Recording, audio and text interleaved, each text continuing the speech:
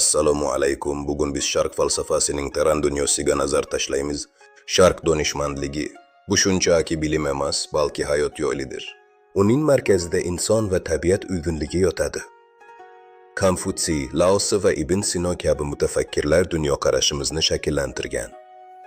Ishq, eksoterjamlik va sabr bu falsafaning asosiy ustunlaridir. O'zini anglash orqali koinotni anglash mumkin.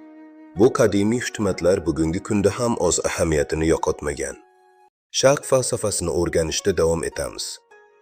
Bugungi mavzu komil inson g'oyasi.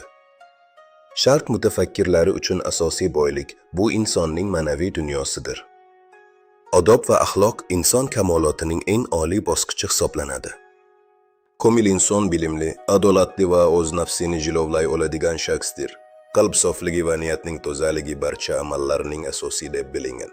Bu yonni bosib o'tish har birimiz uchun chinakam hayot mazmunidir. E'tiboringiz uchun rahmat.